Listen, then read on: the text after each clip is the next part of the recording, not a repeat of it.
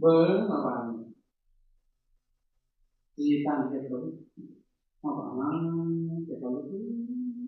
ทำยินมันหยาบมันกับบริยาวพวกมันดอกยาวเข้าไปเลยจึงไว้น้อยนึงบ้านจึงไว้พันมีกำลังดังจึ๊กขึ้นกอบเลยล็อกไปอีกบ้านล็อกบอยง้อนออกบอยง้อนเขาโดนเติมมีกำลังปึ๊กขึ้นอีกบ้านก็บ้านเอาติ่งปล่อยบ้านปล่อยออกปล่อยกับพังเบิ่งอีกระยะที่มันออกหูซึกตัวพร้อมกันยังไงเลย มันก็สิยากอันนี้มันก็อยู่ในตับไตไปพุ่งหายใจก็ได้โอ้ยออกไปบัดมันสัมผัสอีหยังเขาก็ฮู้เขาโตเฮาอ่ะไปสิฮู้ตัวเฮานี่แหละที่เพิ่นว่าหูเมื่อคิงหมวดสมาธิล้วนหลักของอานาปานสติ16ขั้นตอนทำอิฐนะจตุกะที่1หมวดพุทธสมาธิล้วนเลยแหละหมวดกายพอปล่อยเอาวึบวึบวึบจึกบ่พาให้ออกเบิดตึงคอยดันเบิดบาดเบิดละจึงเบิ่งอีกบาดอันพวกแนวคิดนี่หายเงียบมันสิคิดบ่มันสิตายมาเบิ่งสันดิบๆบ่จนหัวสันดิบๆเฮ็ดไปเฮ็ดมาบาดนี้อ้าวมันยาวกว่าเก่าบาดนี้เพราะมันละเอียดขึ้นมันยาวกว่าเก่าลมอ่ะหูก็สิเข้าหูนี่ก็สิเข้าเลยยาวแต่ละเอียดคักๆบาดนี้เอามันมี3ระดับยาวลมอีหยังถ้าคือมันยาวกระดกกระเดียดมันระบบเบิดก็คือมันเข้ากันบาดออกก็ยาวแต่เฮามันยังออกไปอยู่บาดมันติดมันสิเป็นชั้นเฮ็ดไปเห็นมาบาดพัดม่วนบาดดูกับมันผ่อนคลายเบิดเลยบาดลมยาวนะยาวหยาบมันสิเมื่อยพอยาวปานกลางก็สิช็อกลงพอยาวละเอียดแล้วบ่เมื่อยบาดยาวเฮ็ดเล่นอยู่หั่นแหละมันสิบ่เจ็บบ่ปวดเลยแหละทางกายโตเฮาก็สิตรงตามหายใจยาวๆไอ้พวกที่อันปล่อยงอมนั่นนี่นะตามขยิมแล้วบาดนั่งไปข้าวเดียวนึงพอจักกระเดหายใจทั้งสวงก่อนซินี่เอายาวพอเต็มที่สมควรแล้วบาดบ่มีกำหนดได้บ่แม่นเฮ็ดยาวเท่านั้นเท่านี้บ่มีกำหนดเฮาเป็นผู้ฮู้เองว่าพวกมันเมื่อยแล้วมันบ่ไหวแล้วสินะเฮาเปลี่ยนสมมุติว่าสมมุติเฮาประมาณเอา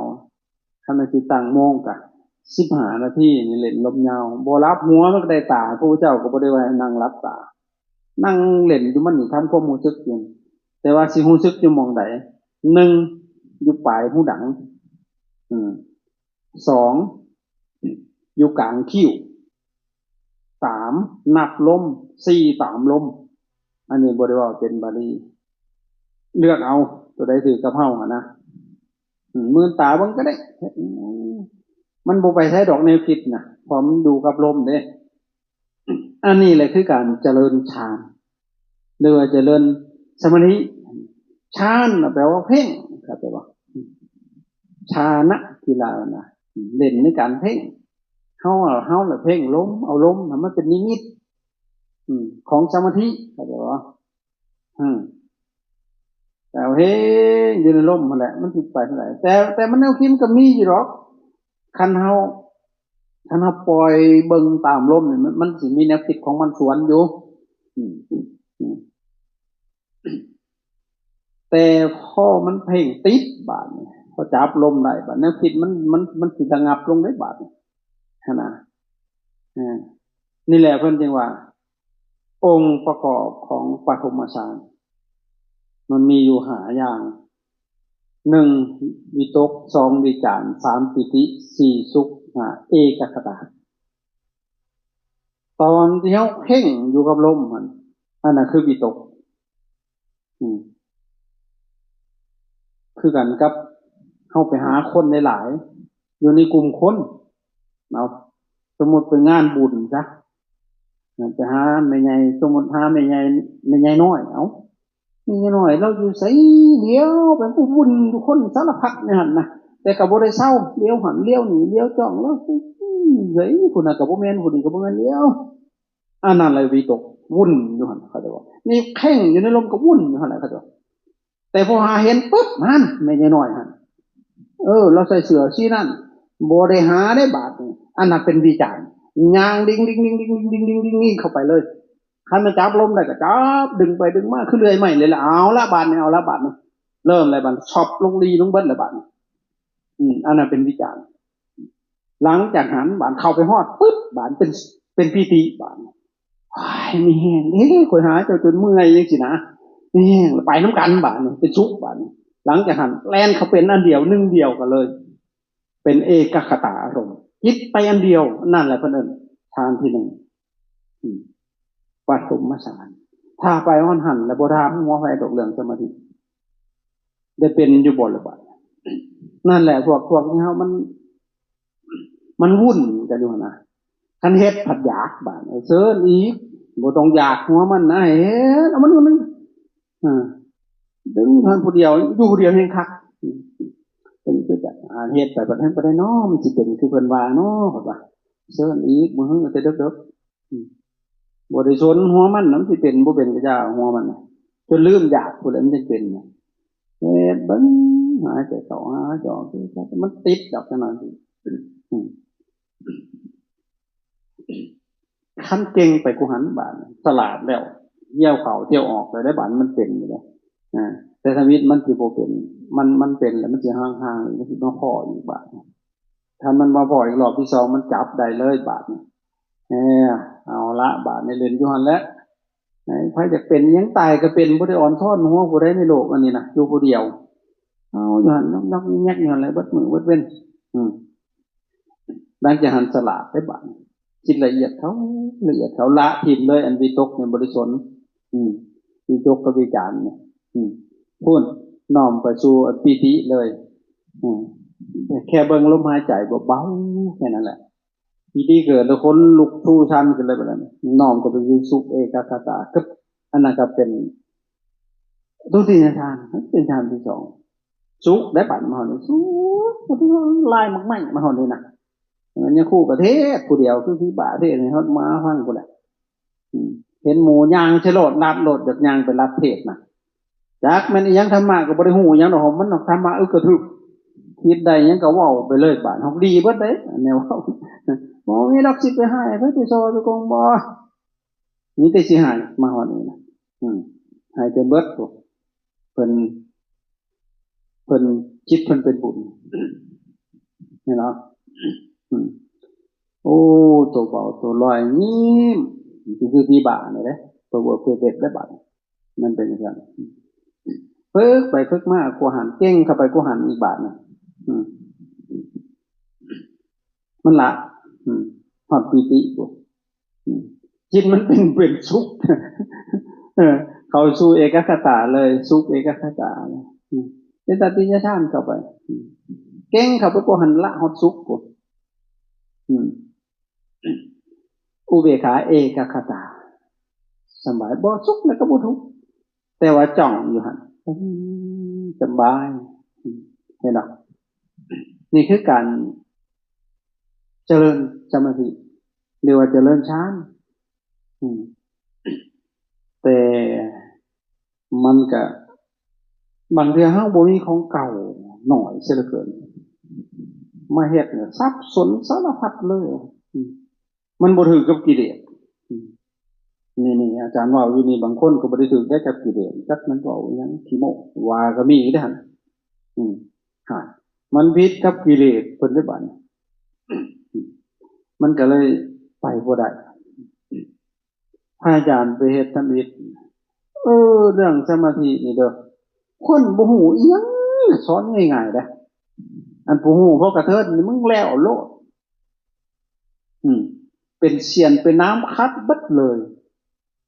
เพิ่นว่าโอ้ตาดีไปของสั่ง3วันกลับมาเป้าบาดตาบอดไปของสั่งบ่พ่อมึงได้ขี่มาตาดีเป็นจังคือของบ่ได้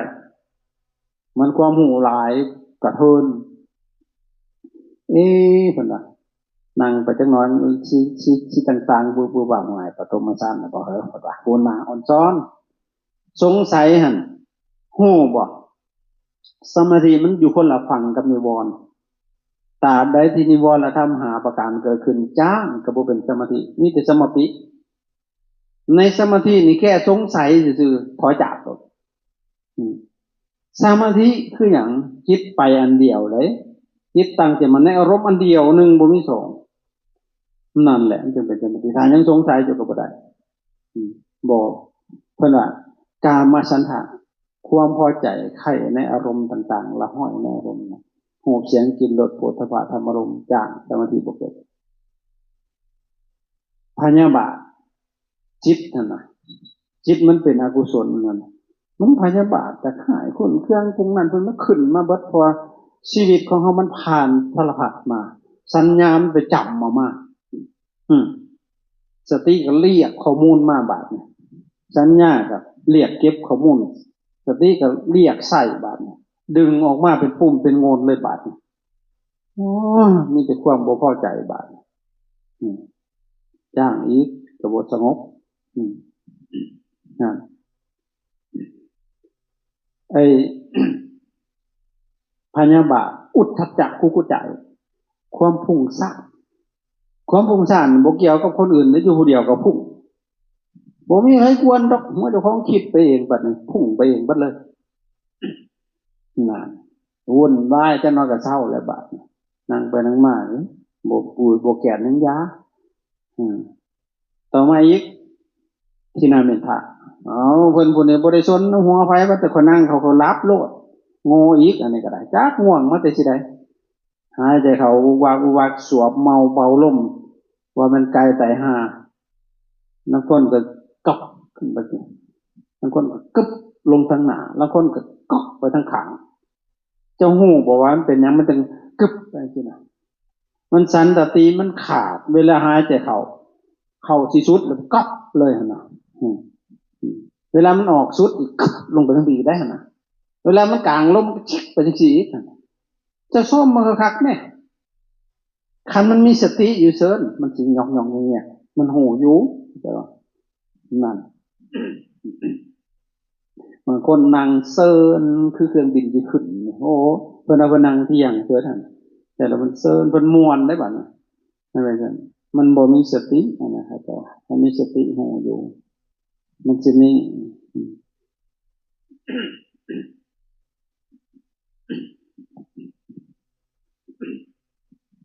และบางคน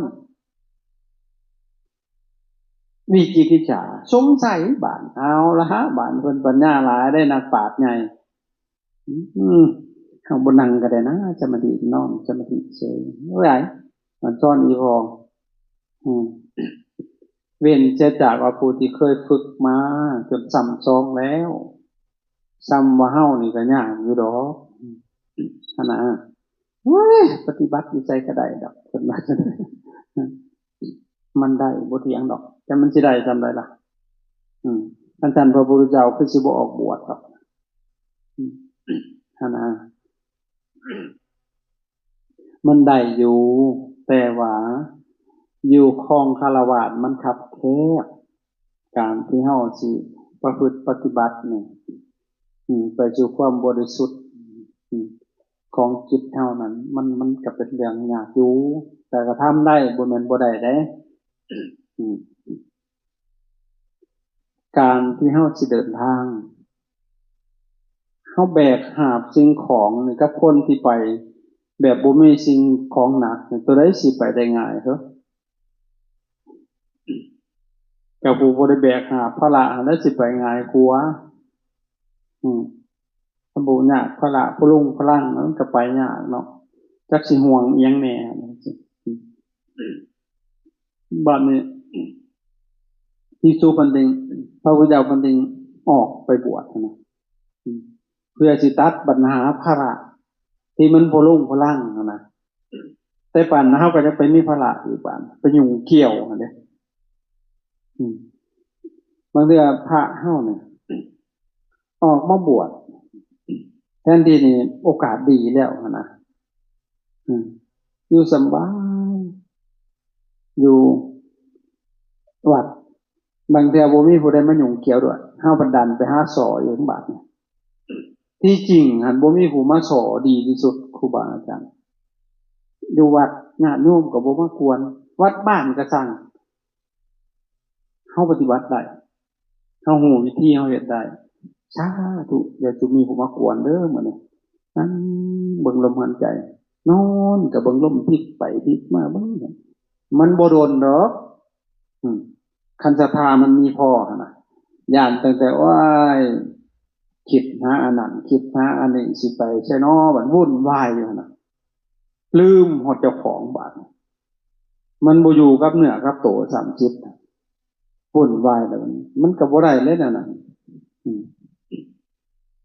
เพิ่นนี่ว่าการปฏิบัติถ้าเฮา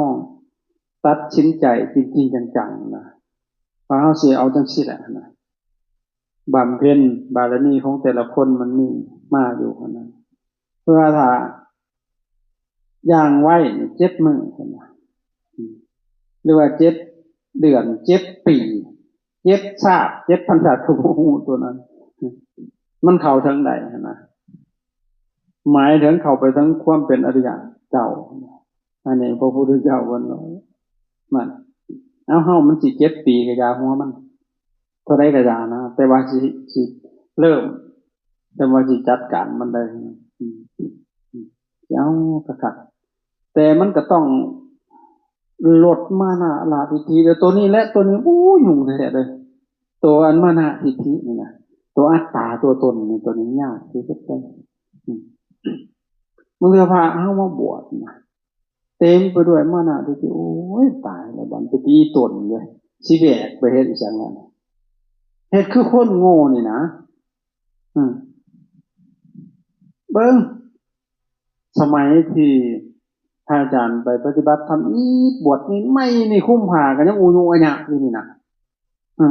แต่หอกศรัทธาไปเห็นแล้วมันศรัทธาเห็นศรัทธาผ้า600ผ้าลูกกำเฉพาะลูกกำ600จันกำอีก100ปลายเน้น780นะคะมา4 50พวกเมฆขมาจารีหั่น800ไผสิเคยเห็นเกิดมาก็ได้คนลูกคนพ้องคนโหโยพ้องสนองเก่าตาข้างเลยเบิ่งเขาเจ้าหั่นน่ะเฮาก็คุ้มผ้าก็ยุอัญญะผ้าเหลืองแห่บาดดำๆเบิ่งเขาเจ้าบรรยามเพิ่นเทศเฮาก็บ่ฮู้ดอกประเทศคือหยังหั่นนะ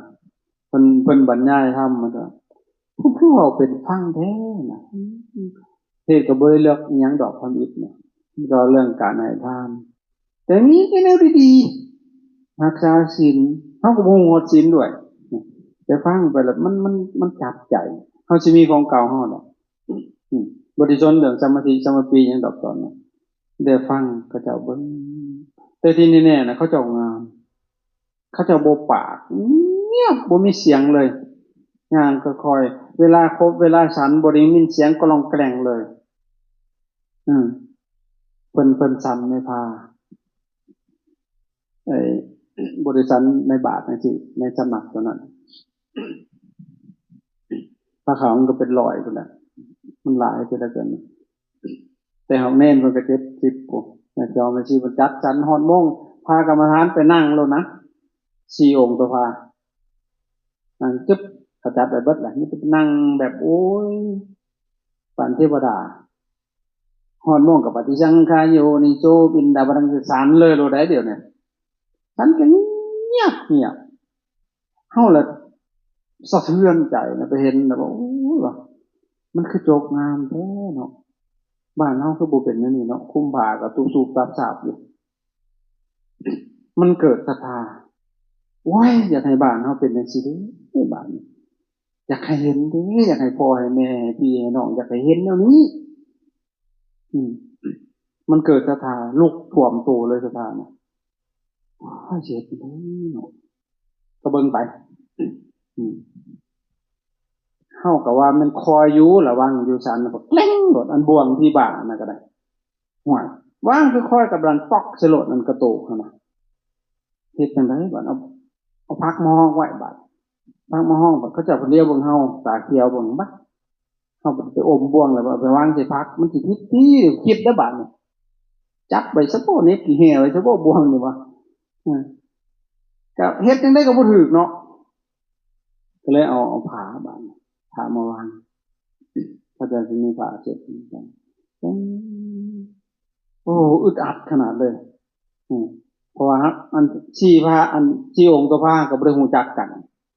เฮาก็อึดอัดเลยเนาะจักมันเขาเจ้าผัดทำล้วงเฮาเฮ็ดบ่ได้แต่ก็เฮ็ดเขายาก็แม่นยาโลดอิ่มบ่จักเฮาก็ระเบียบคือกันคันสิกินไว้ก็น่าอายเขาบัดก็ค่อยๆเฮาประดังจบเจ็บพิษเขาจะเรียกเบิ่งตาสิงเบิ่งห้วยนี่แต่แนวพิษตายแท้นี่วะก็ระวังผ่านไปมื้อที่1ที่2ที่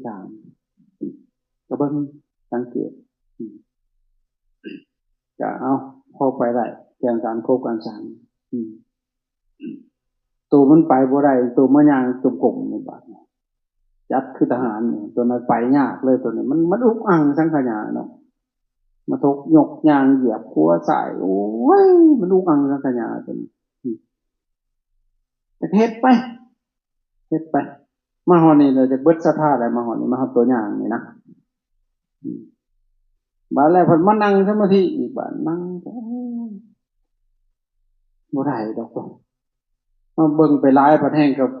คือคนปัญญาอ่อนนั่งเฮ็ดอีจังอันนี้ว่ามานั่งย่างเฮ็ดหยังนะย่างก็ฝึกขัวย่างเนาะยกเนาะย่างเนาะเหยียบเนาะยกส้นเนาะโอ้ยตายว่ะเป็นบ้ากันเบิดเลยพระซุมมื้อนี้ก็เบิดปัญญามาสอนงานแต่ก็บ่ได้เว้าคิดหาวิธีสิหนีบ่แม่นวิธีสิอยู่ได้ก็จังว่าได้ย้อนพระเพิ่นปวดถ่ายเพิ่นไปห้องน้ำแวบกราบแวบไปเฮาก็ไปนำเพิ่นไปก็มีแนวคิดติ้งขึ้นมาก็สิไปนั่งเล่นอยู่ห้องน้ำพุ่นละบ่นอนำหัวบ่ได้ดอกเมื่อยก็ไปรีซื่อๆนี่แล้วใกล้สิฮอดโมงก็มาทำเพราะมันคือ10มื้อกูก็เมื่อแล้วกูบ่อยู่ดอก10เมื่อแล้วก็บ่ได้อยู่หัวมันแหละเห็นบ่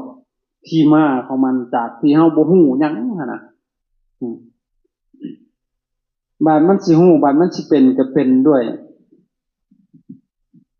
เฮ็ดไปซื่อๆหั่นแหละเพราะมันแล้วก็บ่ได้อยากได้อีหยังดอกพอมันจบ10มื้อก็สิมา10สิสนอีจักเพิ่นมันเทศเผาล้นติละบาดอยู่ต่อหน้านั่งสิเลียวเบิ่งหน้าเพิ่นก็บ่ได้เพิ่นใส่แว่นดำแค่นั้นแหละแค่เพิ่นเทศก่อนมันเฮ็ดตังลืมขี้ตังเศร้าเพิ่นโอ้ยมันคือถือกูแต่เนาะบาดมันบ่แม่นฮู้ใจกูซะบ่เนาะพระองค์นั้น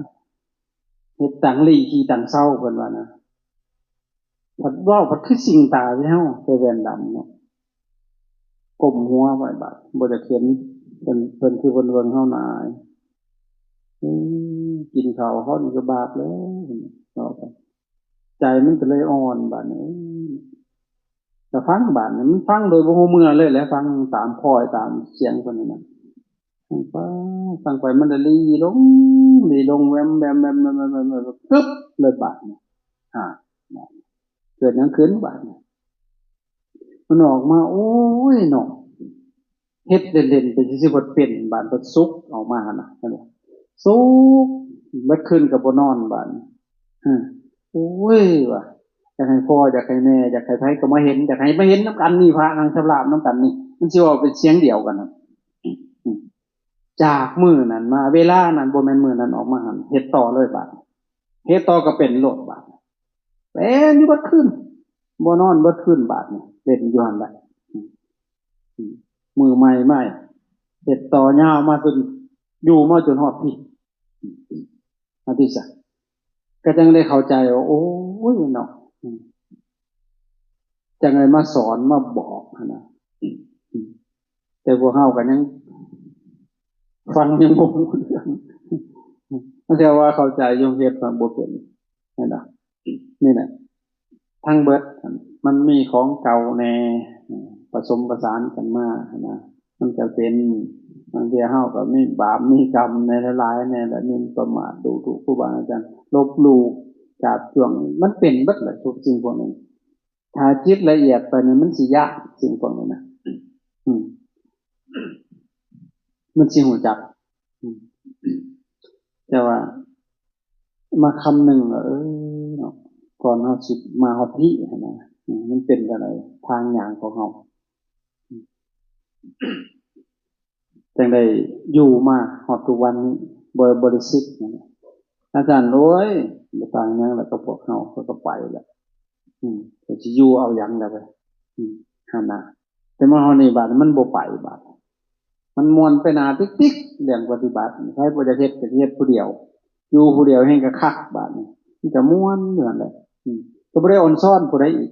ในโลกานี่แต่คนผู้ใดสิมีธรรมมันอ่อนซ้อนได้คือหลวงพ่อใหญ่อ่อนซ้อนเห็นเพิ่นนอนเป็นละงองอยู่ก็ได้โอ้ยอ่อนซ้อนไปเจ้าเด้ออ่อนซ้อนทุกสิ่งทุกอย่างสติปัญญาเห็นคนเป็นจังซี่ซื่อๆนั่นแหละเห็นได้ว่าลดมานะลาทิฏฐิเฮ็ดจังได๋ล่ะเฮ็ดแท้ตั้งเฮ็ดบ่เป็นก็ย่างหัวมันนะมันเป็นหยังมันคือบ่เป็นนำเขามันเฮ็ดมาน้อยว่าสิเบิ่งกูเจ็บให้มันหลายปลายใหม่สิเฮ็ดใหม่เอามันจังซี่เฮาย่านศรัทธาพวกมาลำมาก่อยนำบ่ได้ซะหน่อยถ้าคันมีศรัทธาแท้ๆมันเฮ็ดได้บ่แม่นเฮ็ดเพราะหลอกเขาซื่อๆบ่เฮ็ดเพราะลงเฟซซื่อๆเซาอย่าเลยนะเฮ็ดปราบเจ้าของนี่แหละจัดการกับมันเลยบ่ดีให้มันตายบ่ตายให้มันดีโลดเฮ็ดลองเบิ่งเป็นโอ้คันได้เป็นแล้วคิดเห็นแต่บัดโอ้ยแม่นของเพิ่นแต่บางคนมันก็ง่ายบางคนก็ยากแม่ส่วนหลายนี่พระอาจารย์สอนมานี่นะไม่ออกเป็นหลายพระเฮานี่น้อยไม่ออกหลายคนเมื่อลงไปวัดครูบ่แดงก็เป็นกันหลายคนไม่ออกแต่พระเฮาเสือเติดเพิ่นเก่งเด้เพิ่นมีความรู้หลายไม่ออกก็เป็นน้ำตาลังลิ้นไหลเห็นบ่แต่กี้หั่นฟังบ่ฮู้เรื่องบัดว่าเดี๋ยวนี้เริ่มฮู้เรื่องหลายๆคนแล้วเด้อที่พระอาจารย์เฝ้าสอนมันบอกกำกับพาไปเฮ็ดจังซี่แหละนี่แหละถ้าเฮาว่างลดมานะลาทิฏฐิเฮ็ดแต่ก่อนพระอาจารย์ลองเฮาเฮ็ดเป็นจังซั่นแหละมีผู้นึงเป็นเขาเจ้าบอกเฮาเฮ็ดเด้อาจารย์ลองได้ไปลองผู้เดียวนี่แล้วไปเขาเจ้าเฮ็ดมึงดูเฮ็ดไว้นี่เขาเจ้าเป็นนั่นแหละแต่มีสติตามไปเฮ็ดอ่ะโอ้บ่ไหวบ่ถือกับเจ้าของปวดเบิดอันนี้น่ะคือชกมวยนี่แต่ก็สงบอยู่ได้เพราะว่าเขาเจ้าเฮ็ดอิริยาบถบัพพะแต่บัพพะแท้ๆน่ะคือการเคลื่อนไหวทุกลมหายใจทุกการเน่งสิ่งนั่นแหละคือบัพพะอิริยาบถบัพพะเขาจะบอกตะกี้เฮาบ่ได้มีวิชาการเด้มันนั่งบ่ทันได้อ่านพระไตรปิฎกด้วยเฮาก็ไปลองเฮ็ดนำเพิ่นคือชกมวยนี่เฮ็ดบ่ไหวแต่ก็นั่งเทื่อกกาบก็เฮ็ดอุ้ย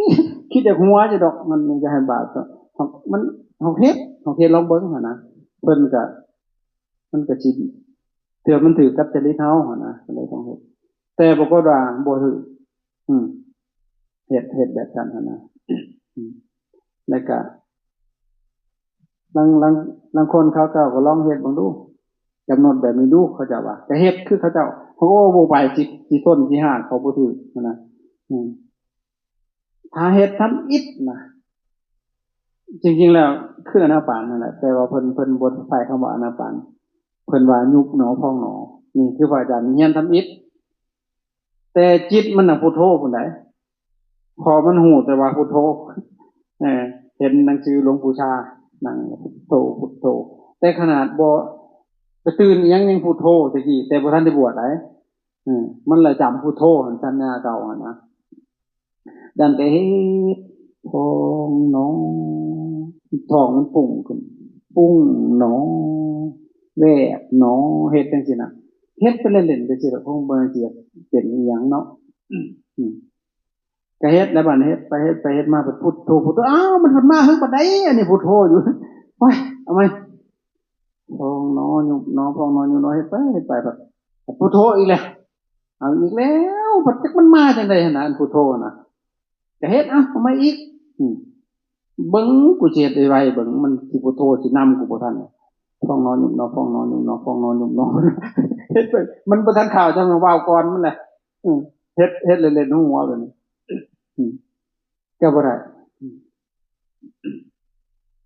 บัดแล้วพอมันเป็นเนาะหลังจากคืนนั้นที่มันเป็นกันเฮาฮู้จักทางแล้วเฮาก็ยังบ่ฮู้อนาปานคือเก่าเพราะว่าบ่ได้มีไผเทศเรื่องอนาปานนี่แต่พออยู่เบิดในสำนักมันเห็นบาดนี่มันเห็นหาจากเขาท้องมันเคลื่อนไหวอันเข้ามามันปุ่งออกแล้วก็มันแวบมันยุบมันเคลื่อนขนาดบางไปว่าโตเง่าขึ้นบาดนี่มันเป็นจังซั่นทั่วยืดขึ้นบักเง่าไปเบิ่งไปเบิ่งมามันเป็นก็มาถามมันจะค่อยเป็นจังซั่นแต่ตัวโตเง่าขึ้นกันแล้วมันเป็นสภาวะเป็นกำหนดหูเนาะเพราะนั้นอันผู้บอกให้ก็ได้มีแต่จะน้อยอยู่บนมือก็ได้เอาไหมนางไปบาดเนี่ยฮะแต่เก่ามันบาดพังบาดมันเป็นอย่างนี้มันไวๆนะปั๊บพอจะจิ้มบานใจบาดเพิ่งกิ๊กขึ้นมาอีกเพิ่นเลยมาถามเป็นยังได้พองยุบนะมันจะหลดว่ะหูน้อคนละเอาอีกแหละแต่ถามก็ไม่หูน้อยมันโอ้ยจะได้นบาดนี่ว่ะแล้วก็มาถามแต่ละมือเป็นยังไงพองเจ้าต้นลมต้นพองชุดพองก็ตามมันเป็นนั่นแหละมันเอาเป็นคู่มือพอเฮาเบิ่งอยู่คู่มือเด้ถูกลมหันใจเนาะมาบาดนี่มันบ่หันใจบาดนี่เป็นยังไงพองมันบ่พองบ่ยุบมันบ่หันใจก็เลยว่าเฮ็ดจังได๋ฮู้หนอพุ่นเอาอีกแล้วฮู้หนอโอ้ยว่าจะเจียนนั่นแหละเฮาก็บ่ฮู้เอาแต่ฮู้หนอก็แนวอยู่กับนอนนี่แหละก็เลยว่าอยู่ได้จังซั่นแหละหวายมันมีสติอยู่ตลอดเนาะนางไปบัดนี้จักมันลอยอยู่ที่ใดก็บ่ฮู้ว่ามันเบานะโตเบาเที่ยวจอบเบิ่งแต่ขี้ดินแล้วเว้ยอย่ามันขึ้นไปอีหลีจริงๆมันบ่ได้ขึ้นดอกมันนั่งคงมกอยู่คือเก่ามันนั่นแหละมึงไปลังเที่ยวโตใหญ่บาดลมมันละเอียดมันพัดหูดังเนี่ยมันหนาขึ้นนะขึ้นโตใหญ่หัวใหญ่เต็มบัดสลามันสิบ่แตกตึมบนบ่นี่บ่บัดของยานได้เสียวๆยามันเบิ่งมันไปเพิ่นว่าหูนอเด้จะจำแต่หูนอเพิ่นนั่นแหละหูนอเพิ่นว่าน้องใหญ่ขึ้นนี่ขึ้นว่าสิบ่แตกบ่บาดขึ้น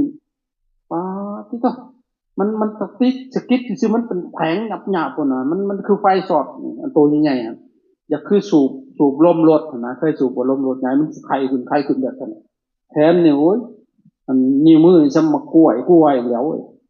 ว้าตัวผาอย่างใหญ่กว่าผาทางหลังอีก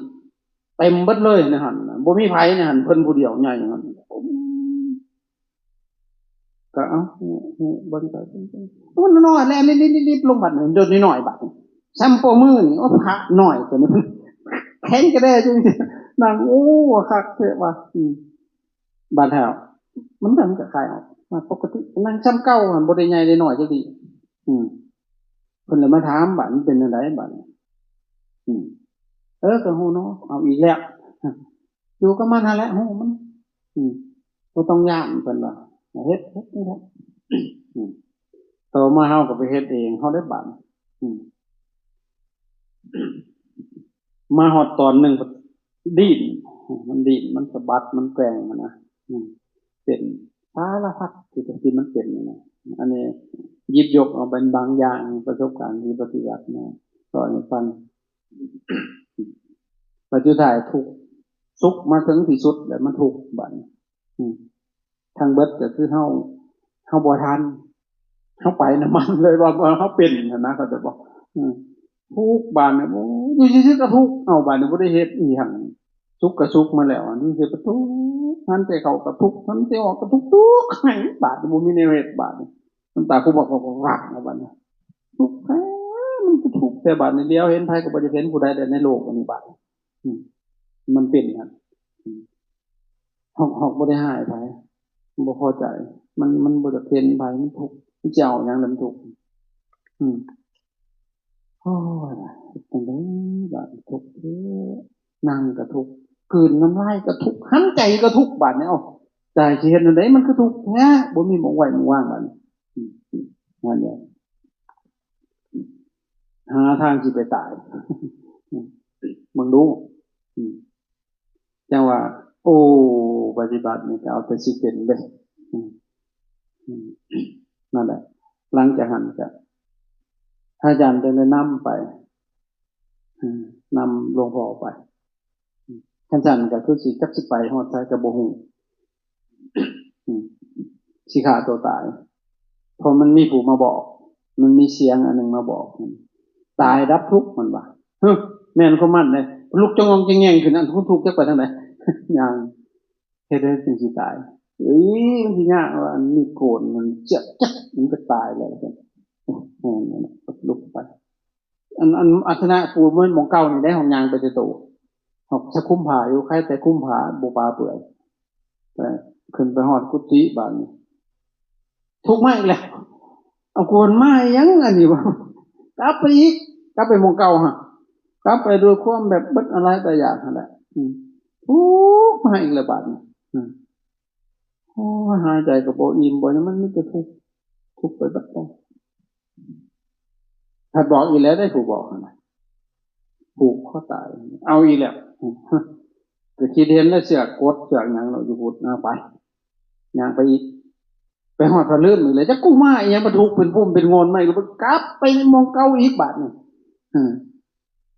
กลับไปบัดสุดท้ายได้ยินเสียงรถ10 ล้ออยู่ถนนนู่นโอ้ตัวนี้ตัวตายตุกแลนตัดจุดแล้วมันปนปลาดุกโลดในบาทตายดับทุกข์ว่ะไปเลยบาทแต่หอดกุฏิก็แต่งขอแต่งไปหาจะแต่งนี่สิไปตายคักๆคือบ่ฮู้เลยพายบาดพายขึ้นพายลงอยู่บ่จักแนวไอ้บาดนี่หลวงพ่อนึงเพิ่นมาถามแม่ยังกูว่าไปไสสิไปไสไปตายไปบ่วายเราไปเลยเด้อบาดนี่เพิ่นนี่กำหนดหูหนอเบิ่งมันอย่าไปน้ำมันแล้วว่าว่าแต่เพิ่นเอามือมาจับเอาพัดเย็นจ้อยๆห้วยบ่แม่นสะกดจิตกูอยู่ป่าเฮ้ยป่านี้ไปนั่งหม่องเก่าไปฮอดไปนั่งอยู่หั่นไปคูบ่ลงพวกเก็บออกเบิดบัดกูเป็นอีหยังเมื่อกี้นี่พี่เขาบ่มันคิดอยู่กูเป็นหนังว่าเมื่อกี้ตอนนั้นเฮาบ่ทันฮู้ทุกนี่เป็นที่ควรกำหนดฮู้แต่เฮาบ่มีปัญญาเข้าใจบ่มันเลยเหี่ยไปเองซื่อๆก็เลยโอ้บ่ได้เฮาต้องหาครูบาอาจารย์ระบาดให้อยู่ๆสิบ่ได้ได้เป็นบ้าได้นี่คิดว่าพอดีหลวงพ่อมาเทศอย่างเทศให้กระทุกวาย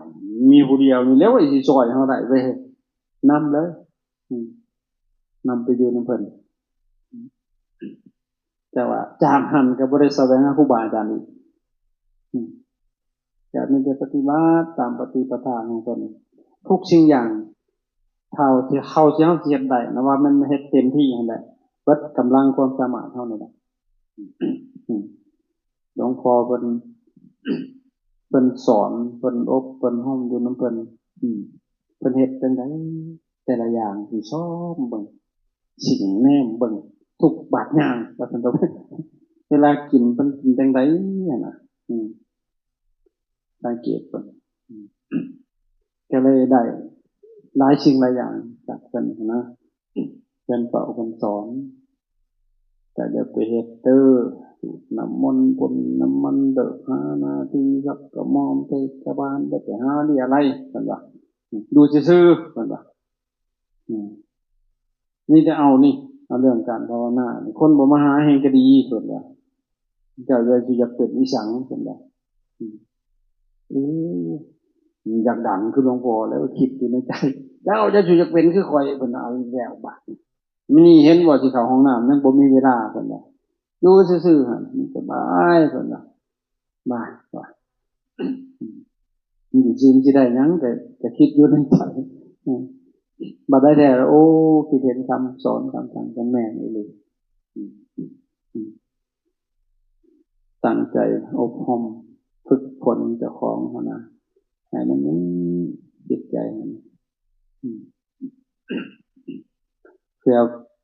ไปสู่ความปล่อยความว่างอย่าไปยึดมันถือมันบ่มีอีหยังดอกนะให้เฮาบ่มีสติมันเลยบ่มีปัญญาเฮาเจริญปัญญาบ่แม่นบางครั้งมันเป็นวิปัสสนูแห่งกิเลสซ้ำเป็นอาหารของกิเลสเลยมันบ่แม่นคิดเอาได้ปัญญานะมันบ่ได้แม่นคิดเอาปัญญาเข้าใจบ่ปัญญามันเป็นธรรมเอกพุทธขึ้นจากการภาวนาในเมื่อจิตของเฮาเข้าไปถึงความสงบเข้าถึงสมาธิแล้วเฮาสิเห็นทุกสิ่งอย่างตามที่มันเป็นถ้าเฮาเห็นบ่ตามที่มันเป็นเห็นตามที่เฮาเป็นครับว่ามันเป็นหยังล่ะมันเกิดขึ้นอยู่เฉพาะหน้าเฮาอยู่ตลอดธรรมหั่นนะมีหยังเนี่ยเกิดขึ้นสุขทุกข์บ่สุขบ่ทุกข์ดีใจเสียใจมันเป็นมันบ่แม่นเฮาเป็นนะมันเป็นเองของมันนั่นอันนี้ว่าคันบ่พอใจก็บ่พอใจจับแขนยุ่มก้นอยู่คันสั่งก็สั่งคันฮักก็ฮักบัดนี้มันเป็นก็แม่นว่ามันเป็นมันก็ดับเองของมัน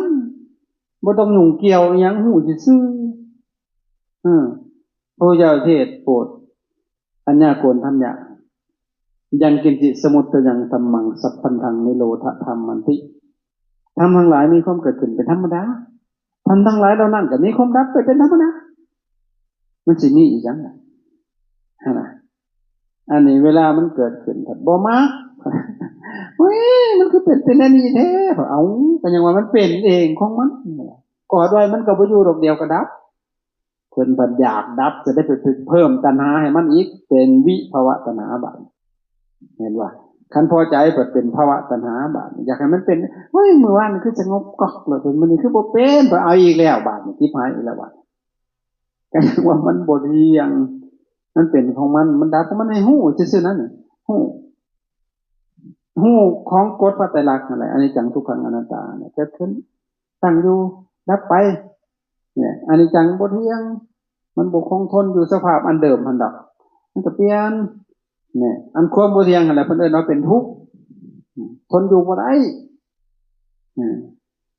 สิ่งใดบ่เที่ยงสิ่งนั้นเป็นอนิจจังสิ่งใดเป็นอนิจจังสิ่งนั้นเป็นทุกขังคือทนอยู่บ่ได้สิ่งใดเป็นทุกขังสิ่งนั้นเป็นอนัตตาอนัตตาคือบ่มีสาระบ่มีแก่นสารนั่นน่ะเข้าใจบรรทามันบ่ได้มันเป็นของมันนี่ครับบาดนี้เพิ่นหลงบาดด้วยอำนาจของอวิชชาหลงว่าเพิ่นน่ะเป็นเข้าใจบ่หลงว่าเฮาโตกูเป็นอัตตาตัวตนก็ไปหลงว่าเฮาเป็นว่าเฮาเป็นอันนี้เป็นว่าจังได๋ล่ะมันก็ยุ่งเรื่องนี้บาดนี่เข้าใจเฮาไปกอดเอาในสิ่งที่มันบ่เที่ยงนะเฮาเป็นเจ้าของมันเด้เข้าใจนั่นแหละบ่แม่นไปเห็นอิหยังดอกเห็นอยู่ในนี่แหละในพระไตรลักษณ์ในจังทุกขังอนัตตาอยู่ในนี่แหละให้มันชัดเจนแม่นล่ะมันสิมีอิหยังล่ะมันบ่ได้มีแก่นสารยังบ่มีสาระแต่ว่ามันหลงด้วยอำนาจของอวิชชาคือความบ่ฮู้นะบ่แม่นบ่ฮู้หยังเลยดอกบ่ฮู้ตรงสภาวะตามที่มันเป็นเฮาบ่ฮู้ตรงเข้าใจนั่นแหละในเมื่อบ่ฮู้แล้วก็สังขารก็ปรุงไปตามที่หั่นแหละที่มันนับฮู้มาหั่นแหละปรุงไปตามใจของกิเลสนั่นแหละพอใจทั้งนั้นก็ปรุงไปทั้งนั้นครับนั่นแหละสังขารก็ต่อให้วิญญาณมีแจ้งญาณเห็นแจ้งในสิ่งนั้นแหละสิ่งที่มันพอใจบ่พอใจอยู่หั่นแหละในหั่นแหละหลังจากเกิดเป็นน้ำเป็นรูปขึ้นบาดนี่เป็นตัวตนขึ้นได้บาดนี่เป็นชลายตนะครบถ้วนเลยบาดในนอกในก็เป็นเครื่องรับทั้งนอกก็เป็นอารมณ์ที่เขามากระทบเลยบาดนี่ตาหูดังลิ้นกายใจพอกระทบปึ๊บผัสสะเกิดเลยบาดนี่พอมากระทบปึ๊บเวทนาเกิดเลยกระทบปึ๊บเป็นผัสสะให้เกิดเวทนาเลยเวทนาก็พอใจบ่พอใจซื่อสุขทุกข์บ่สุขบ่ทุกข์บาดวนและบันตัณหาโผล่ขึ้นมาเลยบาดเอากรรมตัณหาภวตัณหาวิภากตัณหาเกิดอยู่นั่นนี่แหละยองหัว แต่นะอุปทานบัดนี้เต็มเป่าเลยบาดอุปทานนะอุปทานขันธ์ห้านี่แล้วบ่ได้อุปทานหยังดอกอุปทานอยู่นี่เข้าใจบ่ตัวกูของกูตัวได้เห็นบ่สิง่ายนะนี่เฮามาปฏิบัติเพื่อสิ่งนี้แหละเพื่อสิละเพื่อปล่อยเพื่อว่างเพื่อดับทุกข์นั่นแหละว่าง่ายใช่ปะเฮ็ดจังนั้นมันจะดับทุกข์คันบ่ยึดแล้วมันก็ดับตัวเลยแต่มันเฮายึดเฮ็ดจังนั้นสิบ่ยึดบาดเอาปัญหามันอยู่หั่นบาดให้มันทุกข์ถึงที่สุดมันพุ่นแล้วถึงที่สุดมันน่ะมันก็ว่างดอกมันบ่ถึงที่สุดจักเทื่อมันพอแต่บรรเทาถ้าถึงที่สุดของทุกข์คือทุกข์ที่สุดมันคือว่าง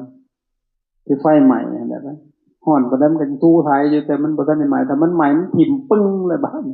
มันบ่จับอีกเป็นจังมันก็หนีโลดทุกข์ดับไปแต่ว่าทุกข์มันเป็นของดีดอกขนาดเอายังบ่ได้เทศดอกอันนี้ก็ลายมากมายซื่อๆพอก็ได้จมให้ฟังเอามื้อนี้ก็คือสิ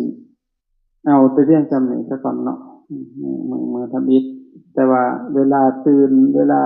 ต่างๆเฮาเข้าใจกันแล้วเนาะก็สิบ่ได้เว้าหยังยากอันนี้ฮอดมองฮอดเวลาปีละครั้งแล้วพากันมาเข้ามาสู่ลานธรรมอย่าสุคุยกันเด้อโดยเฉพาะพวกมาใหม่ย่านบ่ทันจักระเบียบเฮาอย่าเว้าอย่าล้มกันมาฮอดแล้วก็นั่งไผนั่งมันคือบ่จักกันเด้อใหญ่พระเน้นก็คือกันมาฮอดแล้วคอยเวลามาก็จะเจ็บอันอึกกระทึกเจอเพิ่นมานั่งก่อนแล้วนะนั่นก็เอาปู่อาสนะแล้วก็นั่งเมื่อยนั่งแล้วก็คอยย่องออกไปเด้อเปลี่ยนอิริยาบถผู้ใดจนฮอดเวลาเอาสิได้ไหว้พระสวดมนต์แล้วพระก็พากันตั้งใจฝึกสติหั่นนะอาตมาเชื่อแนวว่ามันเป็นนะ10วันนี่นะเหลือเฟือได้คั่นนั้นเฮาสิจดจ่อในอย่างนั้นพระก็ดีนะ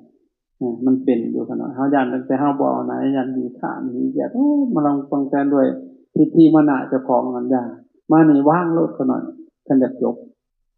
ว่าบ่ต้องสนเฮ็ดคือคนโง่เพิ่นว่าได้เฮ็ดคือบ่ฮู้หยังนี่เฮ็ดไปตามตั้งใจนะครับมันสิเป็นไปญาติโยมก็ดีเขาเคยมีมาแต่ใช้กระเป๋าไว้สักคนตัวนั้นมาเฮ็ดตามเพิ่นนี่แหละพอมาอยู่นำเพิ่นเฮ็ดตามกฎระเบียบของเพิ่นนั่นน่ะอันนี้สำหรับญาติโยมเด้อแบบที่ฮอดโมงฮอดเวลาแต่ว่าผู้เฒ่าสมมุติว่าบ่ไหวก็โอ้แต่เฮาอยากมาเนาะก็เฮ็ดจังได๋เฒ่าแล้วเนาะจะเอาตามซุมเจ้าพิจารณาสังขารตัวเด้อแม่ใหญ่โอ้บ่ไหวแล้วสิเด็กสิบ่เป็นอันเบาหวานซะบ่บ่ตั้งทรงสิบ่ขึ้นซะบ่บ่เอาแล้วแต่ซุมเจ้ามันก็ขึ้นนำซุมเจ้าแล้วตื่นบ่ตื่นก็ได้เข้าใจอาตมามันดีซะอีกกันมาเฮ็ดจังซี่เจริญภาวนานะอันในบัดนี้จังเราพระบัดนี้พระเฮาก็สิได้บอกวัดเนาะพร้อมเพรียงกันตื่นขึ้นมาตอนตี 2นั่นน่ะตื่นในชีหาเป็นตีละครั้งที่กันก็มารวมกันแล้วก็สิได้บอกวัด